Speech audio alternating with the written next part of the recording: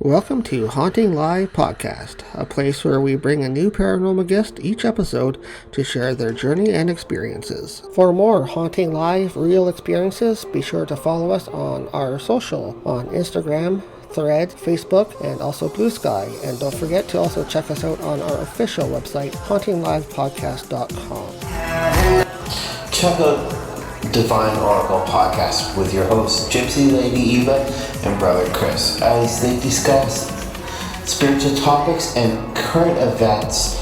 Sit back and listen. Podbean and then with YouTube. I've always been intuitive. My mother was a native Comanche. We're all registered Comanche natives. My mother really had the gift, but she didn't talk about it. She was scared of it. And my grandmother apparently had it, but she died before I was born. I went through cancer. It's in my book. And something with that cancer, when I gave my life to something outside of myself, and I said, into thy hands, and a man said in my right ear, as clear as day, telepathically, you know there's no such thing as death, because I was a hospice nurse. And he said, you know there's no such thing as death. And when he said that, I felt, oh my God, you're right. Oh my gosh, I'm so sorry. And energetically, something happened to me.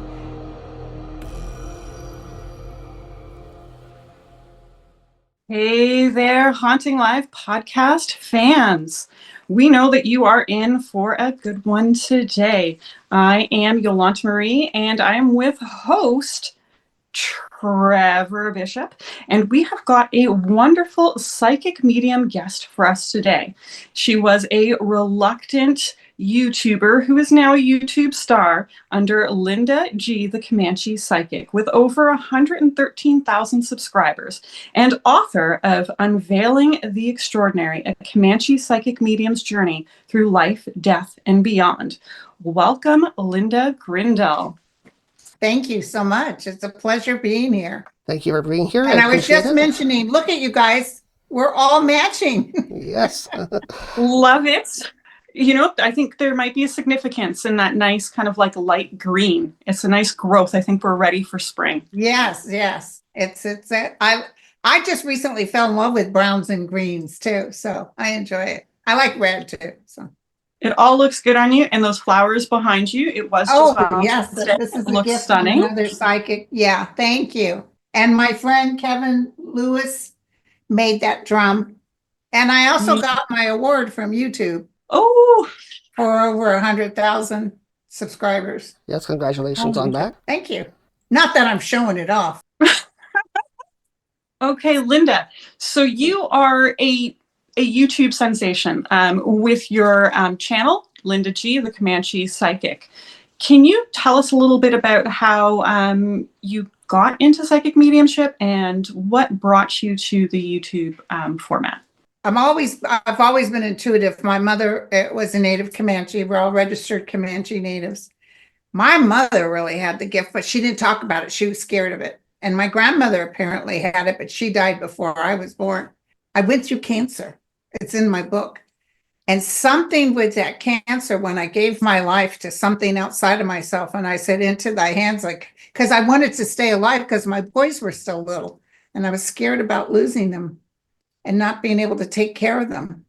And a man said in my right ear, as clear as day, telepathically, you know there's no such thing as death, because I was a hospice nurse. When I first became a nurse, one of the ones I did was hospice. I've done ER, L&D, seen a lot of death.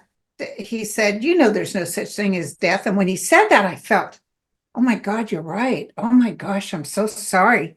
And energetically, something happened to me.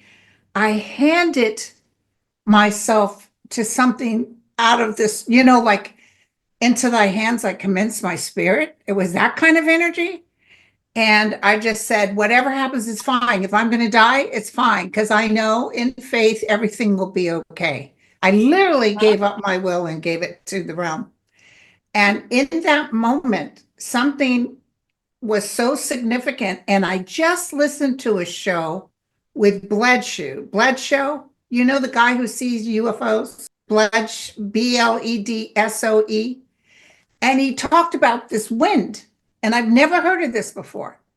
but a wind that hits you. But now I can tell you that's what hit me. I was standing there and I got hit by this wind. I thought like King Kong was coming through the trees, and it was a calm day. Even my dog stopped walking, who never stopped. It's like, come on, mama, come on, mama, come on, mama.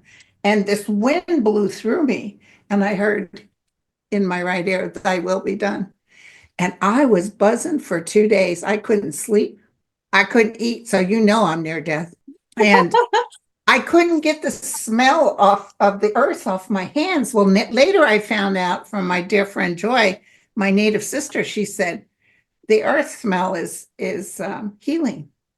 The natives believe that's a healing. It was like that fresh smell, of the earth when the first rain comes. It was like that smell.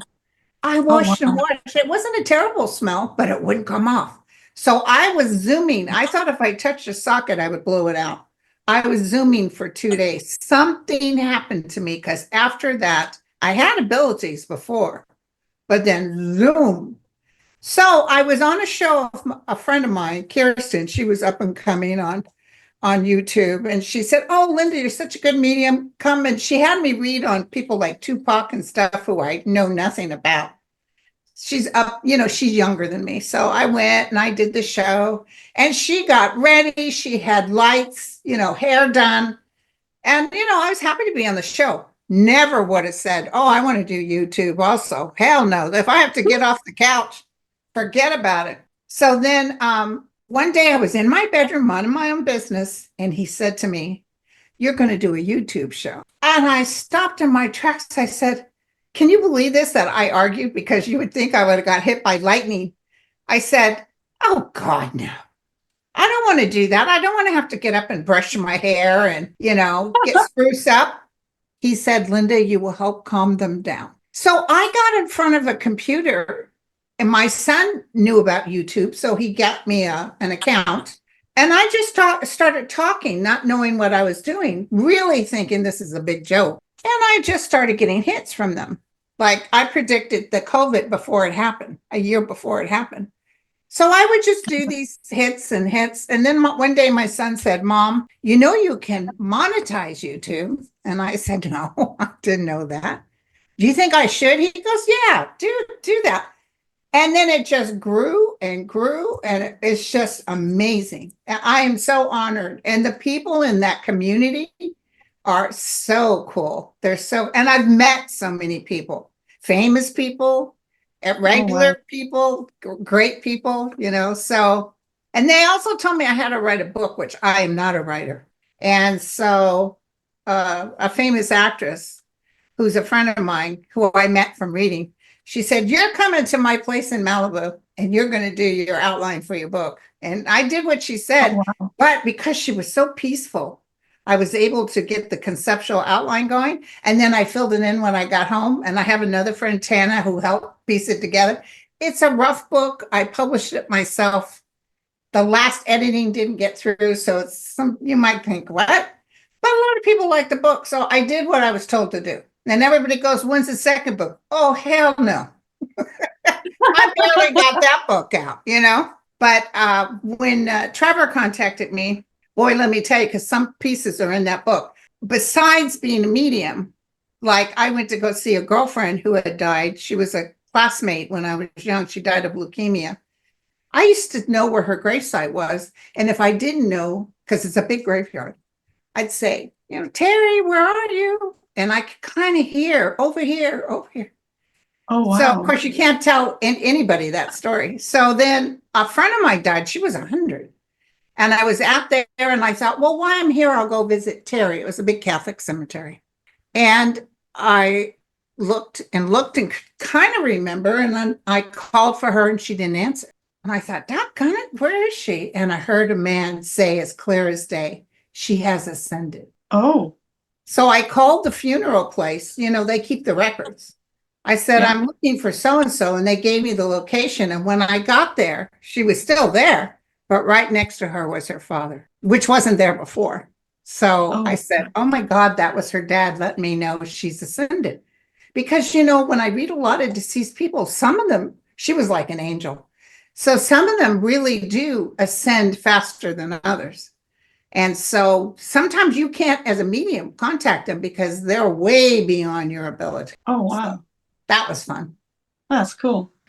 So this voice that you've heard audibly, it's been a male. It's a male. Have you heard it before? And is it the No. same voice? It's the same man, and he's very firm. He sometimes doesn't appreciate my sense of humor.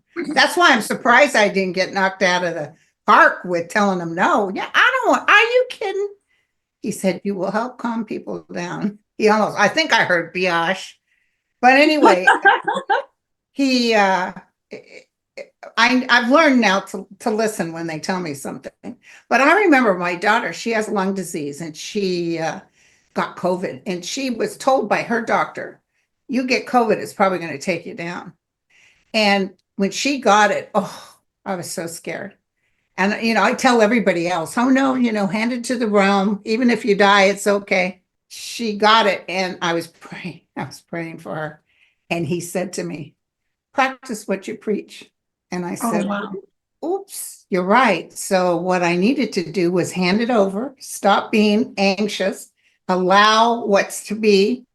The worst case scenario was to lose her, but knowing that I know what's on the other side, because some people don't know. And it's usually losing a child is the worst thing, but there's some magnificent people who've lost children that see them on the other side. So I thought, okay, well, I'm going to give it to the realm. I'm going to allow whatever's supposed to happen. And she made it, and she's doing fantastic. Oh, that's excellent. But I need to practice what I preach. So it's not, oh, dear loved one, yes, we can take care of you. We'll take care of your daughter. No, it was like, practice what you preach. So through that, what type of experiences have you had during your development of your mediumship then? Have you had a lot of contact with spirits and what they call ghosts? I could tell you guys so many stories. Where do we start? But I will tell you, when I was 8 years old, I had what I'm calling an NDE, because when I slammed back into my body, I was ice cold, like I was in a freezer cold. So I believe it was an NDE. And what had happened was, like I said, I was only 8. My parents were atheists. My mom was raised by the natives in white nun-run Indian facilities, like a native school orphanage, native this, and she was mad at the white man, but she married a white man. My dad's Irish, English, Dutch. And so she used to sit when she was drinking the firewater and say, I'm not going to eat any of this white man's food. Oh, we're all sitting there at the dinner table like, well, we's hungies. So I was 8 years old, no religious teaching, but they weren't anti. They weren't like, oh, it's a bunch of hogwash. They didn't make us feel guilty if we were curious. My mom was a Catholic, so she kind of knew something about it. I came out of my body and was in this realm, which I think was a heavenly realm, with these beautiful hills, grass. I could feel the wind on my face. I could hear the hum. I thought it was voices in a choir, but according to Life and Teachings of Master of the Far East, which I read later, it talks about this hum, which is a vibrational energy. As you go higher, you have a different, but it sounds like a mass choir of angels is what it sounds like. But it was one tone. So I'm at this beautiful spot, and there's these women at the hill with this huge white cross with an open Bible, but it was all like it was stone. There was no words on the Bible. Yeah. And they were motioning for me to come. You couldn't see their face. They had white cloaks. And they were like, come. So I go over, and they point towards the Bible, and I kneel down, and I remember feeling so scared. And I looked up, and there was Jesus of Nazareth. He was as plain. I can still see him to this day. And I really had no background with Catholics or Jesus. I kind of in the back of my mind said, this is Jesus. You better listen up, because I'm sure he wants to tell you something important. And he smiled at me, and he opened up his arms, and he said, my child. And I looked back down, and I said to myself, listen to what he has to say. I'm sure he has something important. And I looked back up at him again, and he was just so overwhelmingly beautiful. And, he's up in the air. So, and he just smiled again.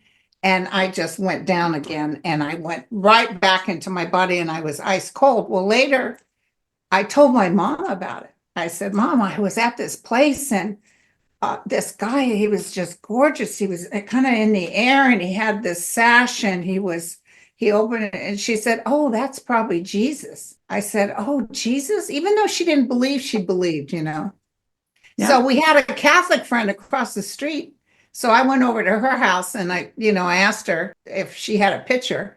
It wasn't him, but the picture they had wasn't him, wasn't the man I saw.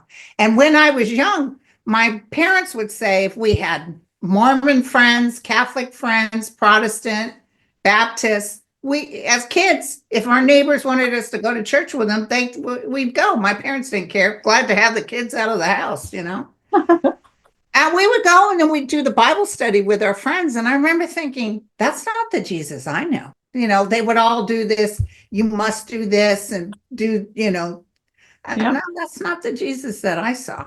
It's funny, just that little bit of piece of him, I was able to determine the beauty of him and the love. There was just so much love. That's probably what happened because my parents loved us, but they were very young and my dad was violent. When you beat little kids and you're a grown man, that gives you kind of a fear factor. So I was always afraid in my life. I got rid of that as soon as I got big enough. Anybody mess with me, I kicked their ass. But anyway, I'm just teasing. So then I had this fascination with Jesus. I did have another dream that wasn't a dream. That was an encounter. I did have a dream when I was 33, which is interesting. That's supposed to be when he died at 33. And yes. I was working labor and delivery, and I walked into one of the labor rooms, and he was laying on a gurney in the corner. It was him, the same Jesus that I saw. And I looked and I walked up and I said, oh my gosh, she's really dead. And I start going out the door because it made me nervous. Oh my gosh, she's dead. And then I thought, you better tell him now. So I turned around, I had the door open. I said, I love you, Jesus. I love you. Oh. And he turned his head like this and he goes, I love you too. No. It was so beautiful. Then I got a big sword and I chopped it. No, I'm just kidding. He's a vampire. No, I'm just kidding. And then I woke up, but it was a soothing dream. I tell you, it was lovely because I wished I could have told him I loved him when I was 8. Yes. So I was able to fulfill it. Now, there's this young girl that was an art, like a phenomenal artist, and I forget what her name is, but she painted Jesus that looked very different from. I think I saw that, and I think that's exactly how he looks. And also the guys who did the Shroud. Yes. It's familiar. It's definitely, she's more on target with it, though. Okay. But yes, I see what you're saying. Yeah, because it's not like the ones you see in Catholic homes. No, so, no. Yeah, it was beautiful. So I started working at a place called Angel Heart for You after I had gone through cancer. In fact, when that day that man said, what are you doing? There's no such thing as death. I had no breasts. I had no hair. And, I had a bad cancer. And I think what happened, especially with that smell, with the healing, I think I spontaneously healed in that moment. So then I was just kind of noticing that my abilities were getting stronger. So I thought, well, there was a little shop called Angel Heart for You. And I read the owner, Carol. She said, yeah, come. And I was reading for $30. And people would come in, and the next thing you know, I'm booked to the end of time. 100 people in one day, if they could let me do that. One day I was sitting there, and this woman, I didn't realize how strong my mediumship qualities were. This woman had come in, and she had lost her son, and she was sitting in front of me, and all of a sudden, this tall, beautiful man comes through the wall, and he had a big beard, and he had motorcycle boots. And he was tall, crystal blue eyes. And he walked through the wall, and I'm seeing him, and I'm describing him, and she's wailing, and I don't want to look at her because I don't want to start crying. And he starts to tell me, not via the mouth, but through thought, how he died, that he was on his motorcycle, and it went down, and he hit an 18-wheeler, how they had done CPR and brought him back, how he was in the hospital, but he was back, but he was still on the other side. And he heard the screaming in the ER. He had a girlfriend and 2 children. Mind you, she hadn't told me any of this. This is coming out of him. And how he wished now that he had married the girlfriend because he really loved her. Oh. And so he's telling me this stuff, and this woman is wailing. And he looked at me. I'll never forget those beautiful blue eyes. He said, "Can you please tell her something?" I said, "Sure." He said, "Can you tell her I'm more alive now than when I had a body? And she needs to knock it off." That's amazing. She didn't knock it off, but still, it helped me. Yeah. It was amazing. Another time, I was in my room reading the client, and I heard deceased husband was there, and I was talking to him and talking to her. All of a sudden, my phone goes off. It's on my dresser on the other side of the room. She heard it, and I heard it. We thought we heard a man. And I said, "What the hell was that?" She goes, "I don't know." And I had my house phone, so I could walk over to my cell phone. I looked down at the phone, and on there was, "In our realm, you can be anything." And I took a picture of it. I took a screenshot of it. It's in the book. "In our realm, you can be anything." And I said, "Oh my God." So I sent it to her. She was like, "Oh my God, it's in the book too." Oh, wow. So that was exciting. There's so many things. There was a young woman, a young girl who was 19 that died tragically up in Yosemite on a skateboarding accident.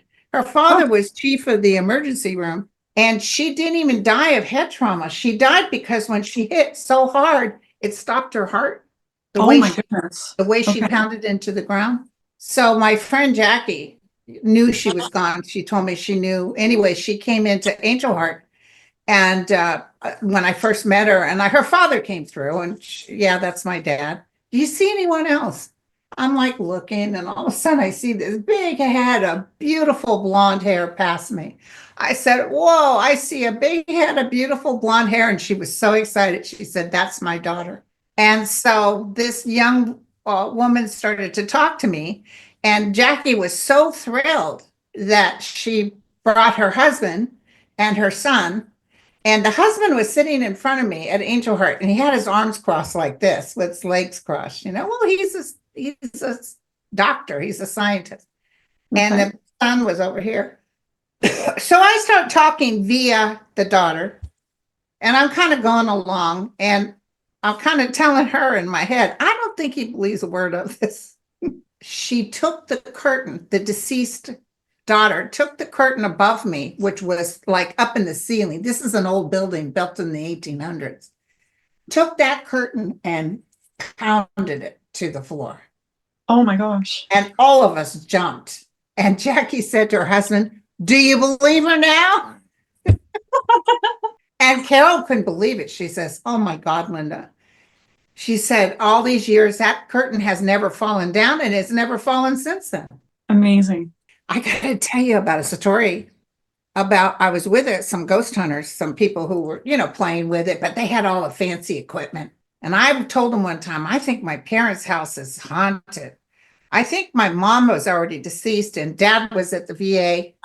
And so we went to my parents' house, and I hated going in my parents' house because I'm telling you, something was in that house. Yeah. So, but I didn't want to know. So then we were in the garage, and they set up these computers, and they had walkie-talkies. And one guy was in the living room in my dad's chair with his walkie-talkie. All the lights were out, and we were in the garage. And then they said, "Okay, you guys ready? We'll start taping." And then you hear this woman come through the thing. "Help me! Help me! Help me!" And let me tell you, these guys were kind of seasoned. They'd seen a lot. And the guy was in the living room, comes flying through the kitchen to the garage door, opened the garage door that goes into the garage, and looked at us. "Did you guys hear that?" And we were all standing there. "Yeah, we heard it." And just as soon as he said that, the wall that was between the kitchen and the garage, boom. I mean, like a big, huge giant was hitting it. No. Our stuff and got out of there. I said, "Oh, hail to the no." No, no, no, no. I mean, but do you know after Dad died, And we had to go back to the house because we were going to put it up for sale as is, ghosts and all. Do you know we never had any, I never felt that feeling again. I wonder if something with him was lingering with it. Oh, do you think that maybe your dad had like an attachment, or that I this was? wouldn't doubt it because there was so much anger in him. That my dad was also very generous, but he had a bad temper. Yeah. I mean, there's a hole in the garage wall where he put my brother's head through it when he was just a little kid. Oh, wow. The fact that he didn't accidentally kill one of us is, he wouldn't have killed us on purpose, but he was violent. That's what I gotta say. He got that Irish temper. Wow. Wow. So yeah, so it could have very well been something that like fed off of maybe that negative energy then. Or But just that was woman attached yelling, to help me. But let me give you a little piece of this neighborhood. Right across the street, the real nice guy, Portuguese guy, had a construction business, and him and his wife built another house, and they gave the house. His brother came in from Portugal with his wife to live in that house, and she went back to Portugal to visit her family. And when she came home, she opened the garage door. He didn't come to the airport to pick her up, and he's hanging in the garage. And then right down the street is a couple. We used to see him pushing their little towhead, beautiful little boy. They were older and they did get pregnant, and they were so happy to have that boy. And one day the neighbor called me because she knew I was a nurse. She said, oh my God, he fell in a little pond and he drowned, and he died at Children's Hospital. Even Children's Hospital in the paper said they'd never seen such a distraught family. They came home. Somebody left the door open and did suicide. One shot one and then the other shot themselves. The postman found them. And then my babysitter, who we loved because she was crazy like us, she died. She committed suicide down the hill in a car with a thing and cut her wrists. So there's a lot of suicides around there. So is that around your neighborhood or somewhere else? On a street where I grew up. Oh, yeah. you're up. Okay. My mom would see entities all the time. My mom said one time she was laying in bed. She thought it was me coming through my brother's room, but it was like I was floating with the dark hair, with a purple robe. And I turned and I go into our rooms. And she was like saying, Linda, what are you doing? So she grabbed the 38 next to her. It's so funny. We grew with guns everywhere. We never touched them because we would have been dead. My dad would have been sure of that. So she picks up the 38 and she goes into our room and nothing's there. Wow. So yeah, when she was little in Oklahoma, she would see a lot of ghosts, a lot of stories in Oklahoma. Even a farmer waving at his family and he's doing something. They're calling him for lunch and he dissipates. Probably that was ET.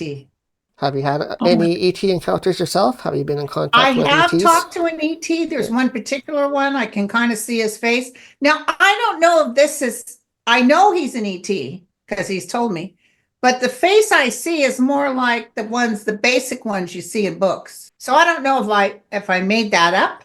No nose, just a slit, the eyes, the almond eyes.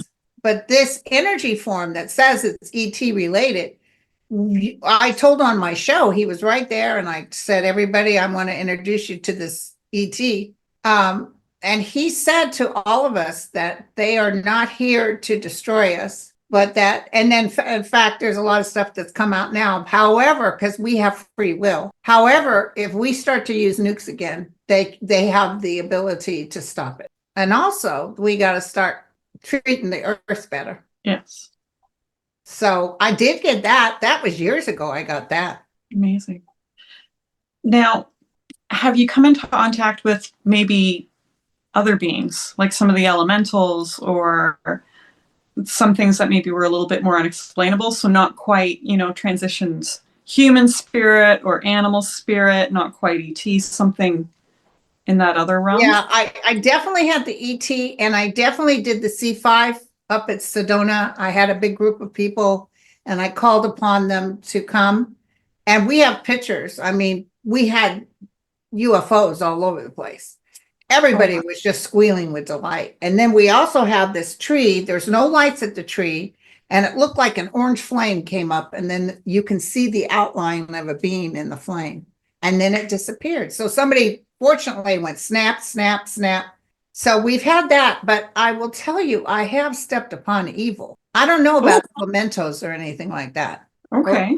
What do you call them? Mementos? What are they called? Elementals. So like the fairies, the gnomes. No, never seen that. No. Okay. But I did, like, we had this woman who was being assaulted by something. And I had another friend come in with me. She was good at, getting rid. And I had all my good stuff, because I used to go to people's house and I was usually very successful at getting rid of the negative. I had to stop doing it. It takes a lot of work. But I had the holy water. I was demanding it to go. And we had it, what is those stick forms? You know what that's called? When you can take, when you're taking, you're taping it, but the ghost will show up as a stick form. Oh, SLS. Yes. My friend had an SLS. So you could see the stick form. It was pretty big too. Every time I hit it with the holy water, it would go like this, but it would come back up. We worked on that thing for a couple of days. This poor girl had marks on her wrists, on her ankles. And I fought that SOB, you won't believe it. And then just at one point, I can't tell you it was gone, because what it did is it blew out the computer. So that was pretty evil. And I was just talking to a friend back when I first began, when I was in nursing school, and I was sort of this is before cancer. I just sort of playing around with the cards. I would sit in a beauty shop and read people, and this guy shows up, and I could smell the evil off of him. I knew my hair was like that. And I'm reading the cards, and I faked the whole reading because I just acted like, oh, delightful. As soon as he left, oh my God, I said, who the hell was that? And they said, we don't really know. And I said, listen, this guy's evil and he's going to commit a murder really soon. And it was within a week he committed. I think he killed more than one person. Oh my gosh. But it was all over him. One time I was reading this woman, her and I are still friends. And she had a son-in-law. Her daughter really loved this guy. But every time they rented a house and it was up to her and her stepdad to pay for it, he'd get like 5 or 6 bulldogs, those mean dogs. Yeah. And of course the dogs would tear up the place. And she said, I don't know how much longer we can do this, because then they'd have to move and they'd have to pay for the damage done. So I took a look. I just took a psychic look at, oh girl, I could see the spider on him. A black spider energy all over him. I said, oh my God, this guy's possessed. Something's on him. And she said, it's funny you said that, because he did serve jail time and apparently was assaulted in jail too. I said, well, there's something lingering around him. And then I read the cards and it's like, oh, but this is going to be over pretty soon. So I said, this is going to be over. She goes, what? I said, either he goes to jail or he's dead, but one way or the other, it's over. She goes, well, at that time, you hope that that's true, but you don't want to wish it should be true. I think within a month, she called me and said he had chased after the daughter with a gun, and she ran into the bedroom and locked her door and grabbed a shotgun and shot through the door and killed him. Oh my. And I read the daughter after that, because she was feeling so bad. And it's like, honey, what was she going to do, So he came through. I was a little nervous about reading him because I was afraid, what if he starts, his energy tries to grab me? He was as sweet as can be. He was like happy to say hello to her. He was really sorry about everything. He told me to tell her what to do with all his stuff, with the dogs. He was very kind. And it's amazing that the light, so whatever happened, it couldn't go with him to the other side. So they always talk about the energy over there being, you'll be cursed or whatever. A lot of people do get another chance, especially on the other side, because some things happen to you when you're young that it shakes off on you. Yeah. So, sorry, I just keep talking. I take a breath and then I go. No, that's okay. It's great hearing your experiences and what you went through during your journey as a medium and just developing your skills, and we appreciate you sharing them with us. So From there, what got you into doing more of the tarot then? Because I know that's what you do on your channel. So what kind of led you more into the tarot line of work? Well, the tarot, if you'll notice, I don't really read like a regular tarot reader. I never took any formal classes. I was living in Laguna Beach, and my hairdresser said, you know what? You take my cards because you're going to be a better reader than me. And I was like, what? Never even occurred to me. And I played with them. And then I played with them with friends. And then, of course, everybody wants to be your friend once they know you can read stuff. And that's kind of how I do it. Like I tell readers that I read with, don't look at me with my cards, because certain cards can mean certain things, but you'd be surprised the certain things that I get, It's not always consistent, but I can't read myself. There's readers that can read themselves. I can't. But you kind of use more of your intuition too when you do your readings. I I notice, use more of you my connect with intuition. your guides and all that too, and combine But those. like So. when I was doing a reading, and I was on, I think this was July of 2018, and I'm reading, and all of a sudden they stopped me and they said to me, there's going to be a very nasty virus coming out, and everybody's going to be wearing masks. So I repeated it, what they said to me. I said, there's going to be a really nasty virus coming out, but that's direct communication. I didn't see it in cards. And everybody's going to be wearing masks. Well, little did we realize that it was going to be, the pandemic. Oh, wow. They tell me about volcanoes. They tell me about the water. They're always telling me there's going to be a lot of flooding. They told me about the airline crashes when those, what was it? It was in a different country, but remember Boeing was in trouble because 2 airlines went down. Do you remember that? 2 of them, full airlines, went down and crashed. And I said it was a software problem. And a gal who worked for Boeing wrote me and said, I'll have you know, I've worked for Boeing for 35 years. And that was not a software problem. It was a pilot issue at Missy. And by the way, you're not a very good psychic. And then right after that, they announced it was a software problem. Oh, wow. I've had people just tell me, you're absolutely wrong. There's no freaking way. And then bada bing, bada boom, time passes and things came true. So it's fun, but I don't do personal readings anymore. I heard that. You just said that you stopped. Win a reading. Yeah, you just stopped recently doing that. Yeah.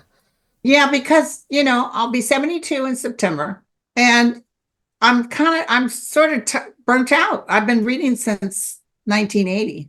Oh, wow. I do free readings. Like if people win on my show, if like today somebody won, and I'll do a 30-minute free reading so I do about 4 free readings a month, but that's enough. But then I do the YouTube show. Yeah. So you're still just immersed. Yes. In the vibration, which is, that's wild. So what has been your favorite experience as a psychic medium? What is that one thing that just has been just the bee's knees? There's so many of them. I can tell you one of my funniest ones. There was a guy who I guess reluctantly came to see me. He was recommended by his neighbor to come. He was this big, tall guy. I think his name was Joe, Hispanic, tats down the arms, down the legs. And Carol says to me, your next one's out there. She was scared to approach him. So I go out there and I said, hey, Joe, you ready? And he said, yeah.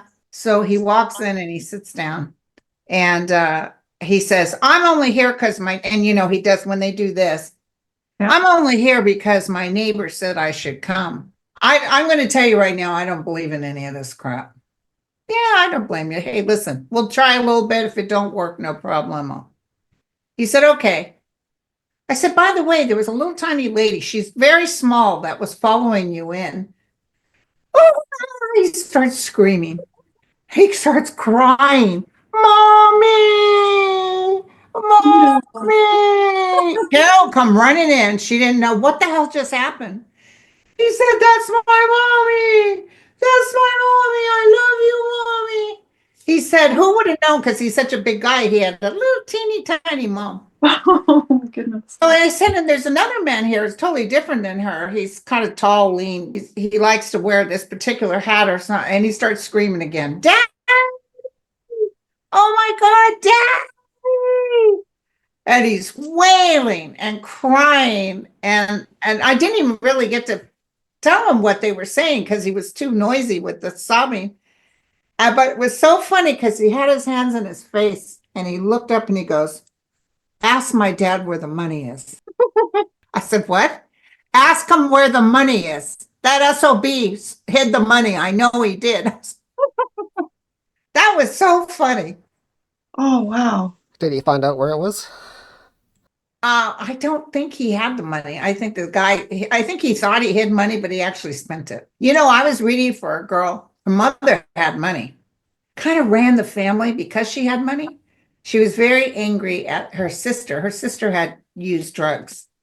So she did something that's very terrible. I don't believe in cutting off siblings in death because it'll cause the siblings not to get along.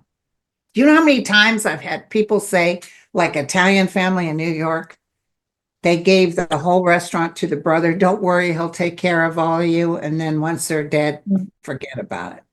Mhm. So she gave her stepdad and this girl all the money and was specific that you do not give your sister any money. So of course the sister hated her sister after that. So she didn't get to really have a good relationship with her sister. And then the sister died herself. And I thought, a curse on that mother for doing that. Even from the grave, she's trying. You know, there's people I know that will actually, even if the parent says don't do it, they do it anyway. They give the money. Yeah, But it's weird how people change with money. it is. Yeah. Oh, wow. So let's go to what do you see yourself doing in the future then? So you're doing your tarots, you kind of stopped reading for clients now, and you're just doing your channel. What kind of content do you see yourself doing? Are you sticking with the collabs and stuff like that, or do you see yourself doing The other collabs are shows? because Or a lot of people starting off just need a put, you know, a lot of people need me so they can kind of get their show going. And I'm very honored to do it because I remember years ago telling, hey, where's the readers out there? We need more of you. So the collabs are fun, but I do get kind of tired with the collabs. It's so funny. You said, where do I see in the future? One of the cool things about my life, I've had a great life, is that I studied Eckhart Tolle, the Tao. And, you know, it's only about the present. You don't worry about the future. And I'm at that age now. I don't care about the future. I care about the future because I want everybody to be okay. We've got a great future, even the United States of America. In about 2 years, things are going to get a lot better. But yeah, but we're going to be okay. So I just enjoy meeting people. I do events, you know, every time I do an event, it gets sold out like that, which is kind of an honor, you know. Oh, wow. I'd like to dabble more a little bit on the ET thing. I can't really do the ghost hunting stuff. I have dabbled in that, but they're kind of attracted to me and it drains me. Do you guys ever experience that? Yep. oh yeah, But for I'll sure. watch the shows. I really enjoy watching the shows. I love ghost shows, but it drains me. And also, I heard this one time, and apparently this is in the Bible. But do you remember when Jesus told Mary, why do you look for the dead amongst the living? Yes, a little. Yeah. Yeah. So that's kind of what they're telling me. Why do you look for the dead amongst? Because basically, when I read, everybody's alive. Even if they're physically dead, they're still living. That's what he was telling Mary. She was looking for him, his body, and he's telling her, wait, why are you looking for the dead amongst the living? Here I am, you know.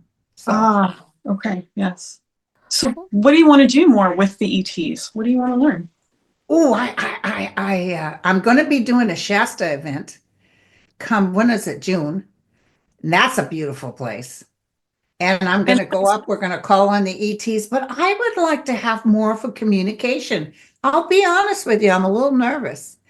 I had a profound dream about seeing the ships coming into the United States, all kinds of ships, different sizes, just like in that movie by Steven Spielberg. You know, yes. remember all the ships that showed up, round ones, flat ones? And I was driving down Highway 1, and here they were, and they were as quiet as can be. And there was just Richard Dreyfuss was in it, but just hundreds. And I thought, whoa, they're coming. And the hits I've been getting lately is that they're here. You know, there's no like out there coming. They're here. They're already here. They're in the ground. They're everywhere. They're part of the DNA of humans. So I just want more info. I don't want to fly on no ship though. Especially if they got a weight limit. You know what I'm saying? I ain't telling nobody. You know, when you fly in a private plane, you got to give your weight. I say, oh, hell no. I'll say 110 pounds. They can look me up and down and crossing their eyes. I don't care. It's 110 pounds. Same as my driver's license. Take a look. Yeah, no, you want to stay on Earth for sure. So, Yeah, I'm not that adventurous to go out No. there. There's some people I know that would love to just get on a ship. Have you guys had any experience with ETs? I've seen craft before, but no, not like an entity before yet. But I've seen craft, yeah. Well, the one good thing between the ETs and the realm that talks to me is that everything you need is within. You know, there's nothing out there. Like I tell these young girls, you know, that when is he coming? You know, I know that. I used to live like that. And it's like nothing makes you whole except yourself. You have to be whole within yourself. The God force is always a piece of it is in each and every one of us. And ye are gods. You can do what you want to do. But nobody believes that because we always are, you know, you got your parents to say, oh, you can't do that or you can't do this. We have this education system and that this is the way you do it. And some kids are going to be way better over here than over here. So my thing is to what if I can help people like on the show is just to tell them, you know, you have the power within. And vibrationally, what they wanted me to do is to tell everybody to give them peace. Because, you know, that which is likened to itself is drawn. So you create whatever it is, however you are. If you're upset about something in your life, take a look at how you're living your life. You have to be focused on knowing that you're beloved and give that love out to others and try not to be jealous because it's Americans love or all man loves to compete. People are so jealous. You know what I'm saying? Mm-hmm. And like that gal, you're no psychic, Missy. But fortunately, I'm old enough now. But in my younger day, I might have told her off. But the power is within, and that you cannot create what you're not. You have to be a vibrational match to it. So if you always think in terms of lack, you get more of the same. So like even with people, something simple. I saw this woman being a police officer. She tried for the academy and she didn't get in. Oh, she was so mad at me. Oh, you told me about, I said, listen, I see the outcome. How you get there is another thing.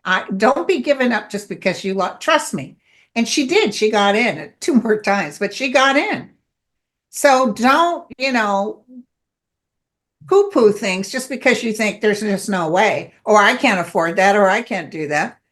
You just vibrationally stand in the realm and be appreciative and in grace for everything you have right now. I think that cancer every morning I wake up because that was the beginning of my life, was the cancer. It just changed me and it brought me to this gentleman that talks to me in my right ear. So, and people say, what does your guides look like? I don't know. I just see white light, like that movie, Cocoon.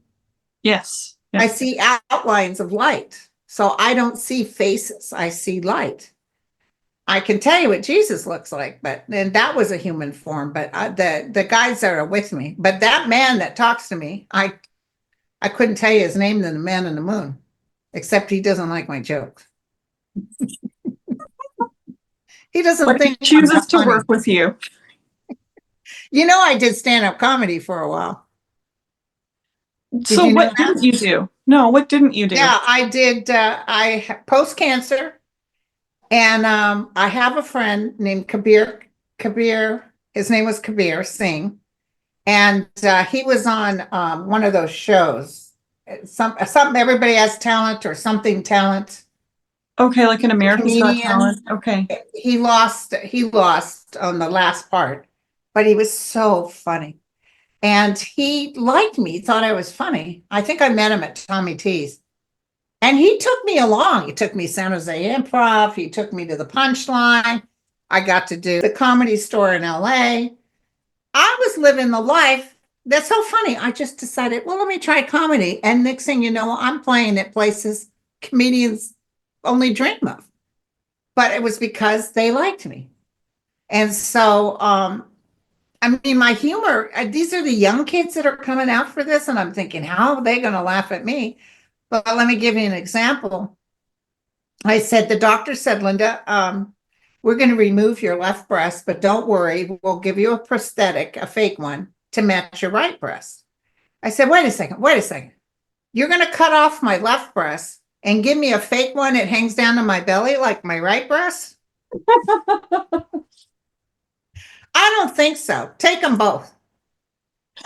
But, so listen, people, and I'm telling kind of true stories about being a mom with cancer and having these kids, and they were busting up laughing.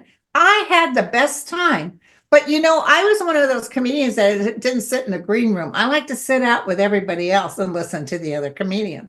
But then when it was time to go, I just stopped. You know, because comedy's at night, you know, you got to be out late. So I did it for a while and I had a ball. But I was able to get a taste of it. I can tell you what it was like. You've done a whole bunch of things within your life, and it's just amazing to hear what you've been through. And thank you for sharing all your stories you shared with us here today. Oh, we're done? Because I got tons more stories. No, I'm just kidding. we got to cut it off at some point. We'll have you back for part 2. How's that? Okay, sounds good. Sounds good. I had such a good time talking to you guys. Yeah, us too. It was lovely meeting you. I watch you all the time, constantly, so I really Oh, you appreciate do? Oh yeah, I'm subscribed. I watch you, and Thank you for watching. Thank you. I love your posts that you do, so I keep tuned. So yeah. Well, Trevor, everybody was asking about where you're going to put this and stuff, so be sure to give me the I info. will send you the link directly, so you can post it under your YouTube or whatever else you have. I think you said you're a Blue Sky, so I think you can post it there. I have Blue Sky, yes. It'll be on our YouTube and our Podbean, which is the audio app. So Okay. there'll be 2 different versions. They either listen to it or they can watch you and see you. So Thank you. Thank you. you I so barely much. got that chili cheese dog in before we started. So I was going to say I double checked to see what California time zone was compared to ours here. So where are you guys at? we're just outside Toronto, Ontario. Oh, God bless Canada. Yes, God bless Canada. but we're not You mad at you. guys We're not mad rock, at. We're I'm not gonna mad at tell you. Yeah, we're not going to boo you. We're good. Oh, but listen, I don't blame them for booing. Hmm. It's just absolutely ugly what he's trying. I think this is actually helping Canada because they say Canada has never been more united. Yeah, there's been a lot of pride and everything lately in Canada, but here in Ontario, we have an election this month for provincial, so the province, and then we have Prime Minister election in what, March, is it? I don't. They are doing the the Liberal leadership. So Yeah. for the Prime Minister, I think is March. Yeah. And then we're gonna figure out if they're gonna call a general election or what's gonna happen after that. Yeah, so we got Can like you two believe the elections. Yeah. Can you believe the nerve of the Orange Crush saying you guys need to be the 51st state? Never gonna happen. Nope. Oh my God. But he thinks it's going to happen. Just because it's in his head doesn't mean it's gonna happen. And listen, I heard Canada canceled all kinds of the airlines now aren't doing much trips from Canada because nobody's taking their holiday in US. Yeah, yeah. I don't blame them. It's going to be wonderful. All right, you guys, please ask me back because you're just wonderful and I had such a good time. Awesome. Well, was hopefully great. it's a break from you Next from doing time I'll readings. think of more stories. Yeah. Yeah, exactly. We'll have you back for more stories. And Thank you. this one of our episodes, replay your episode on Rhode Island Broadcasting. Show your support for Haunting Live by supporting our broadcast partner, Rhode Island Broadcasting. find them on YouTube.